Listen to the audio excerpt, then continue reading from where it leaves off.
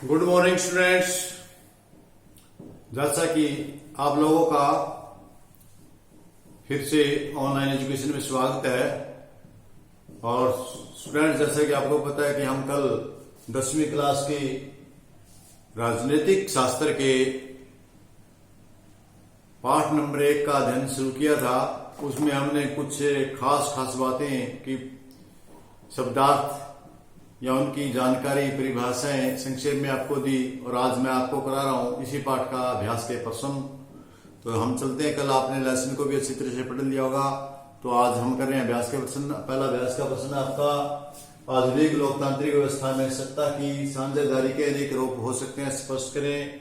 या इसको इस प्रकार भी कह सकते हैं कि आधुनिक लोकतांत्रिक व्यवस्थाओं में जो सरकार के अनेक रूप हैं वे किस प्रकार प्रभावित करते हैं समाज को, या लोकतांत्रिक व्यवस्था में साझेदारी के अलग अलग तरीके कौन से हैं, उन तरीकों का हमने आज जिक्र करना है।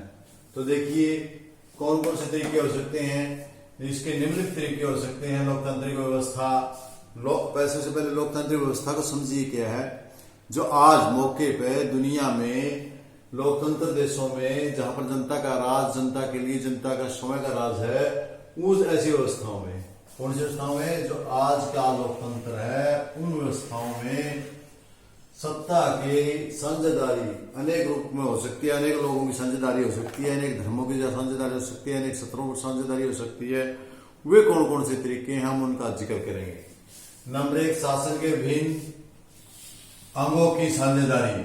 शासन के विभिन्न अंगों की साझेदारी, इसका मतलब क्या, शासन में जो जो अंग होते हैं, जैसे कार्यपालिका, विधानपालिका, न्यायपालिका। यदि हम भारत के संदर्भ में कहें तो कार्यपालिका कार्य करती है और उसके लिए विधान कानून विधानपालिका संसद में बनाती है, और उसके बाद यदि कोई त्रुटि रह जाती है या गलती है या उसके ऊपर कंट्रोल करने के लिए न्यायपालिका को लगाया जाता है। जबकि न्यायपालिका को बनाती कार्यपालिका है, लेकिन ये इसकी शक्तियां हैं वे न्यायपालिका की शक्तियां कार्यपालिका से भी अधिक होती हैं। तो ये भारत में न्यायपालिका पूर्ण रूप से स्वतंत्र है। तो इस प्रकार जो सरकार के विभिन्न अंग है उनकी आपस में भी साझेदारी होती है। उनके जो अधिकार है वो अपने अपने बांटे। विधानसभा को क्या अधिकार, विधान पालिका को क्या अधिकार है, कार्यपालिका को क्या है और न्यायपालिका को क्या है, उनका कार्य क्षेत्र क्या है, सबकी अपनी अपनी क्षेत्र सत्ताएं बांटी हुई हैं। इस प्रकार दूसरा हो सकता है आपका सरकार का स्तरों पर, विभिन्न स्तरों पर साझेदारी।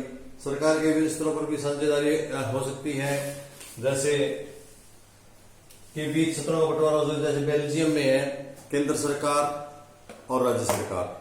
तो कुछ क्षेत्रों में क्या है, राज्य सरकार है और केंद्र सरकार के अधीन नहीं है, उनका अपना शासन है।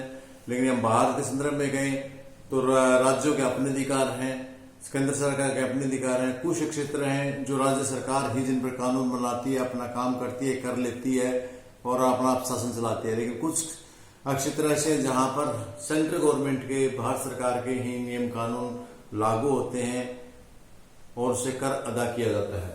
तो इस प्रकार सत्रों सरकार का, चाहे वो केंद्र सरकार हो चाहे वो राज्य सरकार हो, उनके सत्रों पर उनकी साझेदारी होती है अपनी अपनी। अब हम भारत सेंट्रल गवर्नमेंट की बात करें तो उसमें सभी राज्यों की हिस्सेदारी है, तो साझेदारी के हिसाब से। इसके बाद हम चलते हैं अगले पॉइंट पर, विभिन्न सामाजिक, धार्मिक, भाषाई के बीच भी साझेदारी होती है। क्योंकि जब हम इलेक्शन कराते हैं विभिन्न सामाजिक रूप से, धार्मिक रूप से और राजनीतिक रूप से लोगों की हिस्सेदारी लेते हैं, सब प्रकार के लोग उसमें शामिल किए जाते हैं, ताकि कोई अपने आप को इग्नोर ना समझे। चाहे वो धार्मिक कोई क्षेत्र है, सामाजिक क्षेत्र है या भाषा के नाम पर बटा हुआ, जैसे पंजाब हरियाणा है, तो उनकी बराबर की क्षेत्रवाद हो, किसी भी प्रकार की विभिन्नता है, उस विभिन्नता के बीच भी सारी प्रकार की जो हमारी सत्ता है केंद्र सरकार की, वो लोकतंत्र सरकार में बटी हुई होती है, आपस में साझेदारी होती है, सभी समुदायों से हिस्सेदारी ली जाती है।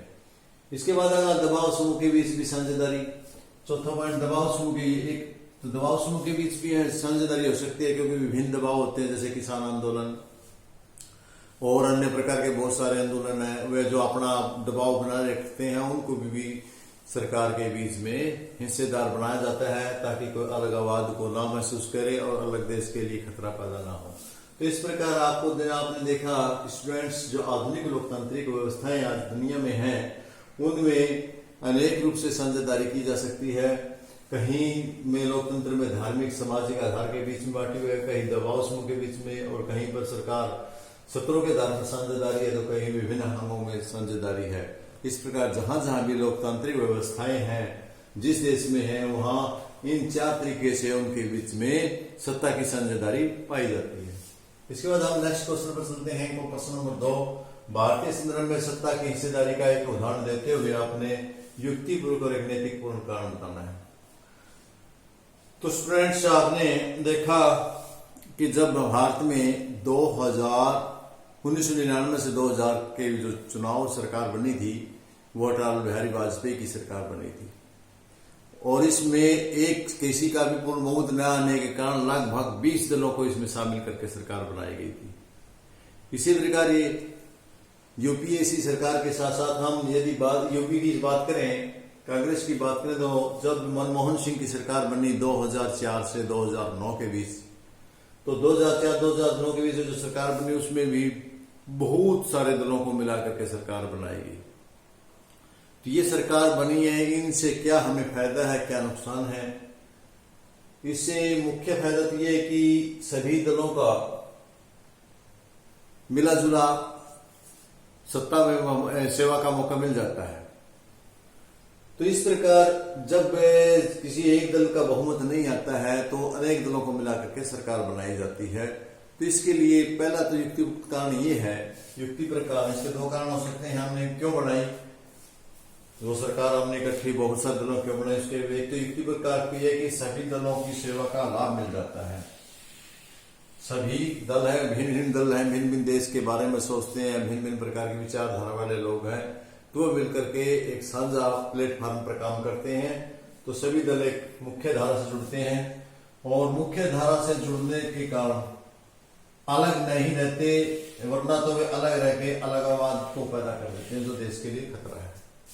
यदि हम किसी पार्टी को अलग छोड़ देते हैं, वो हमारे देश के लिए एक नया गठबंधन संगठन तैयार करके देश के लिए समस्या पैदा कर सकता है, गठबंधन कर सकता है। ये तो युक्तिपूर्ण कारण है।